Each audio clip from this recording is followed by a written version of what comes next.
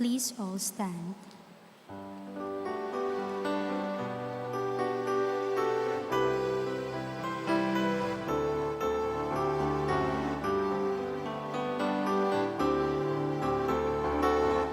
Hallelujah, hallelujah, hallelujah. Hallelujah, hallelujah, hallelujah, hallelujah. Let the peace of Christ control your hearts. Let the word of Christ dwell in you richly. Hallelujah, hallelujah, hallelujah. Hallelujah, hallelujah, hallelujah, hallelujah.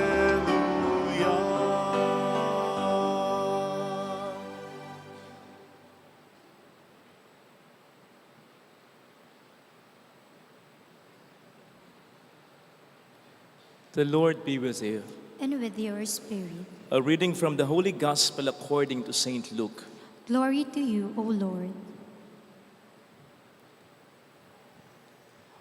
When the days were completed for their purification according to the law of Moses, they took him up to Jerusalem to present to the Lord. When they had fulfilled all the prescriptions of the law of the Lord, they returned to Galilee, to their own town of Nazareth. The child grew and became strong, filled with wisdom, and the favor of God was upon him. Sisters and brothers, the Gospel of the Lord. Praise to you, Lord Jesus Christ.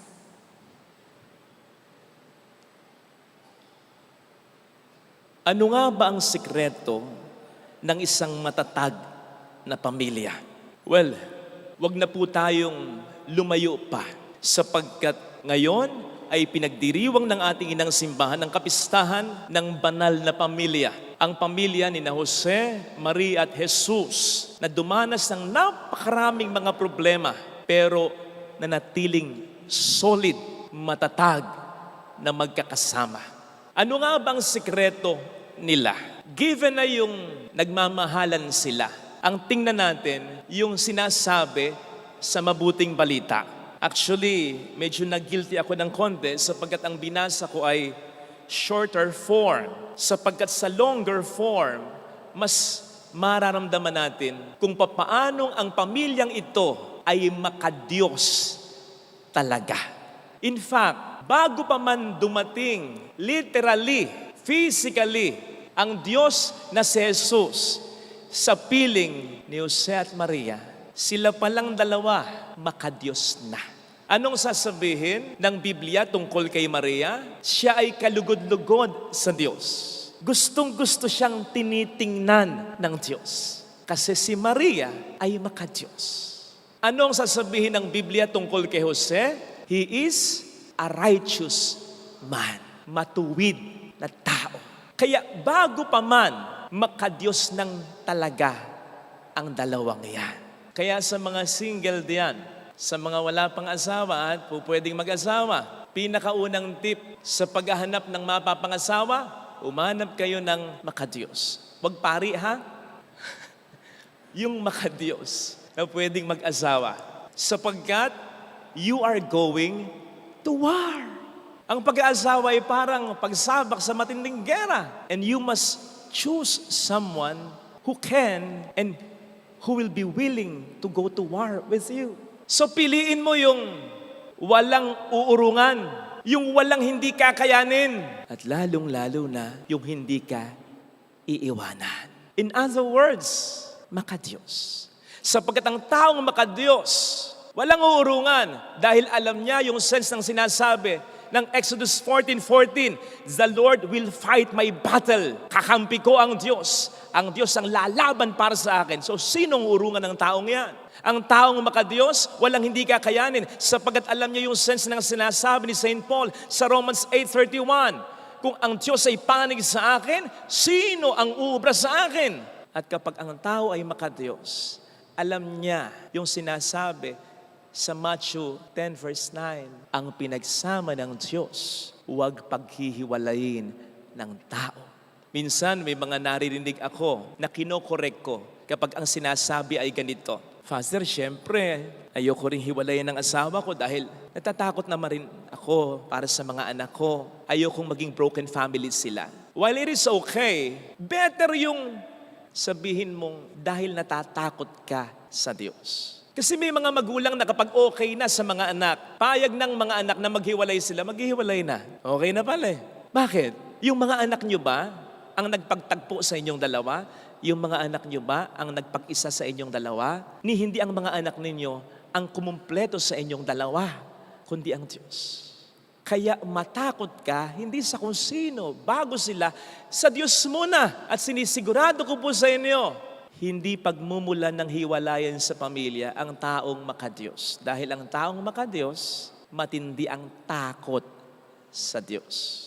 At pwede nating extend yan sa relasyon ng ama sa anak niya, ng ina sa anak niya, ng magkakapatid, sapagkat ang lahat ay bigay sa atin, regalo sa atin, pinapaalagaan sa atin ng Diyos.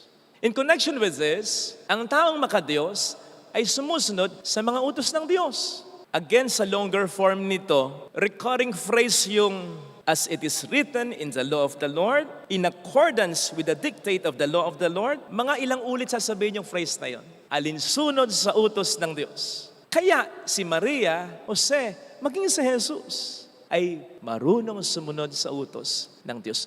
Doing my Father's will is the food that sustains me. Alam po ninyo, ito yung sinasabi rin ni Jesus na ang nakikinig at tumutupad sa salita ng Diyos, ang tunay kong ina at mga kapatid. So ibig sabihin, more than the bonds of flesh and blood, mayroong stronger bond among family members. Stronger bond than the bonds of flesh and blood. Obedience to the will of God. Hey, kay rami nating sinasangguni kung sino-sino ang ating tinatanong, kung saan-saan tayo humahanap ng formula para mas maging matatag ang bawat pamilya. Nandyan yan sa Biblia, di ba? Ang ganda-ganda ng ating mga una at pangalawang pagbasa kung pinakinggan yung mabuti. Basic yan. Sasabihin pa sa atin ni San Pablo, mga lalaki, mahalin ninyo ang inyong asawa. Mga babae, pasakop kayo sa inyong asawa. Mga anak, igalang ang inyong mga magulang. Bear with one another. Nandiyan na lahat. Kung susundin lang natin ang utos na ito ng Diyos, nako, magiging matatag ang ating pamilya. Ano man ang maging problema, sapagkat kung susunod tayo sa utos ng Diyos, ang mga mabibigat na problema, manggagaling sa labas, hindi sa loob ng pamilya. Ano man ang pagsubok na galing sa labas, okay lang, basta buong pamilya. Wag lang ang pagsubok, ang problema ay manggagaling sa loob. O di ba parang anay yan eh. Akala mo matatag yung pamilya, may problema pala sa asawa, may problema pala sa anak, may problema pala sa kapatid. So unti-unting inaanay ang kalay mo matatag na pamilya.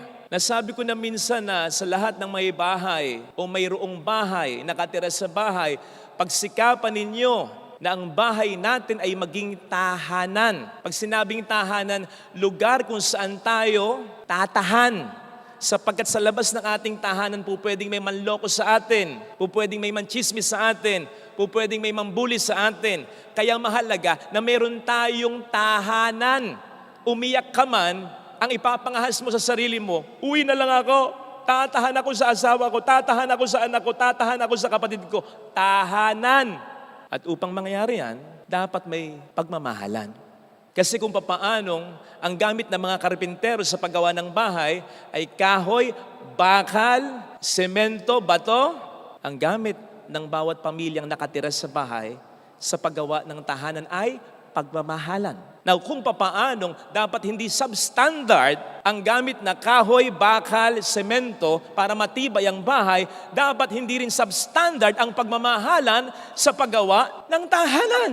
Ano yung substandard na pagmamahal? Yung may ginagawa ka ngang mabuti para sa pamilya mo, pero may ginagawa ka ring masama na nagpapaiyak sa mga ito. Good provider ka nga, pero hindi ka naman faithful sa iyong asawa. Maalaga ka nga, pero mabunganga ka namang masyado, puro ka pamura. Matulungin ka nga sa iyong kapatid, pero masyado kang mayabang. Masyado mong tinutunton lahat ng binibigay mo sa kanila. Nagsisipag ka nga sa pag-aaral, maganda ang takbo ng iyong karera, nagsusustento ka sa mga magulang mo, pero wala ka namang respeto. Substandard ang pagmamahal. At kung papaanong kapag substandard ang yero, ang bakal, ang kahoy, madaling gumuho ang bahay. Madali ding gumuho ang isang tahanan. Hindi mo uuwian ang tahanan yan. Kasi imbis na tumahang ka, baka mas umiyak ka pa dyan. Hindi mo ipapangahas yung tahanan yan. Umiiyak ka sa labas, ipapangahas mo ba, uwi na lang ako. Ay hindi, ba't ako uwi? Naku, puwisin na asawa ko kaya. Saan ka pupunta? Di ba? Kailan ba may lumapit sa akin na nagpapatulong? Isang ina, nagpapatulong kung pwede. Mailakad kung mapunta siya sa home for the aged. May bahay sila. Nandun yung anak niya. Pinapakain naman siya. Pero according to her, sinasaktan siya. Minumura siya. Kaya, sabi niya, Father, sa home for the aged na lang ako. Ipaalaga mo na lang ako sa iba. At least, murahin man ako, saktan man ako, iba, hindi anak ko. At least, umiyak man ako, sa ibang bahay na, hindi sa bahay ko. Hindi sa dapat ay tahanan kung saan siya tumatahan. No wonder ang sabi ng kasabihan, aanhin mo ang bahay na bato kung nakatiray kwago. Mabuti na ang bahay kubo kung nakatiray tao. Ibig sabihin, nagpapakatao.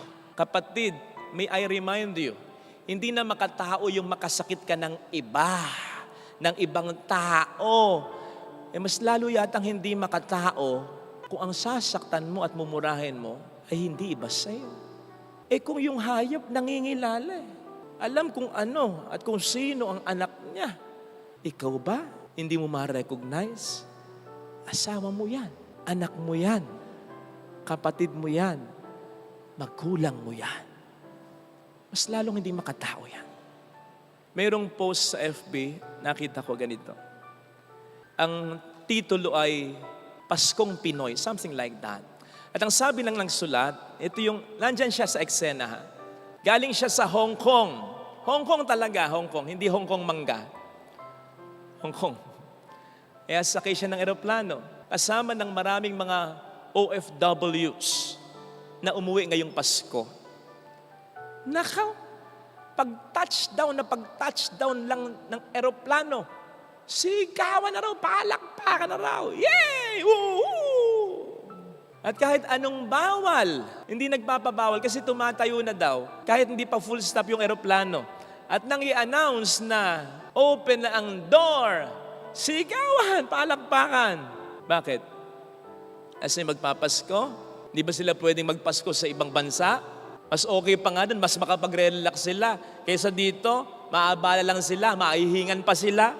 Hindi dahil sa Pasko lang, kundi dahil ngayong Pasko, may uuwiin silang pamilya. Pamilyang nagmamahalan at tahanan kung saan sila makakatahan. Mapagod man ang kanilang katawan, maabala man sila, okay lang. Kasi ang mas mahalaga, mapahinga ang kanilang kalooban sa kanilang pamilyang nagmamahalan, sa kanilang bahay na tahanan. Isipin mo ha, kung ang isa dyan ay niloko ng asawa, kung ang isa dyan ay may pasaway na anak, kung ang isa dyan ay may kaaway na mortal na kapatid, kung ang isa dyan ay mayroong naghiwalay na mga magulang, hihiyaw ba ng ganyan yan? Matutuwa ba ng ganyan yan? In the first place, uuwi pa kaya yan? So yun ang halaga ng pamilyang nagmamahalan ha? At ng bahay na totoong tahanan. Pagdasal natin para sa ating bawat pamilya yan. Pagdasal natin ng ating pamilya ay maging makadiyos.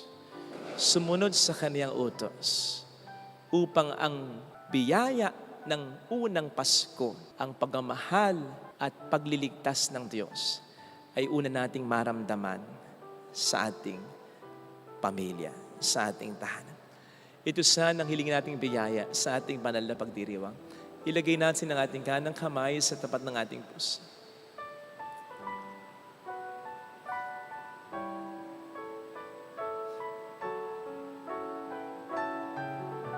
Awitin natin.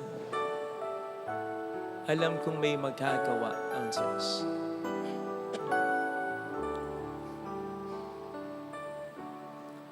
Alam kong may magagawa, makapangyarihan siya. Alam kong may magagawa ang Diyos. Alam kong may magagawa Walang imposible sa Kanya. ang Diyos. Kung ako'y magtatapat, Kung ako'y magtatapat sa Kanya'y maglilingkod, sa Kanya'y maglilingkod, alam kong may magagawa ang Diyos. may magagawa ang Diyos. Alam kong diringkin ng Diyos ang samo ko, Alam kong diringgin ang Diyos sapagkat mahal niya ako. ang samo ko. Alam kong diringkin ng Diyos ang samo ko, Alam kong diringgin ang Diyos sapagkat mahal niya ako. ang samo ko. Kung ako'y magtatapat, Kung ako'y magtatapat sa Kanya'y maglilingkod, sa Kanya'y maglilingkod, alam kong diringkin ng Diyos ang samo ko. diringgin ang Diyos. Pikit natin ang ating mga mata, Panginoon. Ipuin mo ang bawat puso ng bawat miyembro ng aming pamilya. Pahalagahan nawa namin ang isa't isa at ang aming buong pamilya. Mag-invest nawa kami dito ng panahon ng mga magagandang alaala. Dahil hindi naman kami laging magkakasama, tulungan mo na ang pamilyang ito ay aming maalagaan at kahit na magkahiwalay pa man ay aming balik-balikan. Mangyayari lamang ito kung kami ay pagbubuklurin mo, kung kami ay pare-parehong susunod sa iyo, kung kami ay pare-parehong magmamahal sa iyo. Hallelujah! Hallelujah. Hallelujah! Hallelujah. Pasalamatan sa iyo. Siya ay muling babalik sa atin. Hindi Kanya iiwan. Hindi Kanya pababayaan. Paniwalaan natin. Hallelujah! Purihin ang Diyos. Hallelujah! Sa takdang panahon ay babalik ang Panginoon upang tayo ay kunin. Tapat siya sa Kaniyang mga pangako sa atin. Sabihin mo sa sarili mo, mayroong magandang mangyayari sa iyo. Higit pa sa inaasahan. Lalo pat kapag pinahalagahan mo ang pamilya mo. Kung lalapit ka kay Jesus, tandaan mong malaking biyaya sa Diyos ang magtakuyod ng pamilya. Pamilyang nagmamahalan at nagkakaisa. Kung papaanong malaking kasalanan din sa Diyos ang sumira ng pamilya. Ang nagtataguyod ng pamilya, pagpapalain ng Diyos. Ang sumisira ng pamilya, mananagot sa Diyos. Papuri sa Ama at sa Anak sa Espiritu Santo. Kapara ng sa unang-una, ngayon at magpakailanman at magpasawalang hanggan. Amen.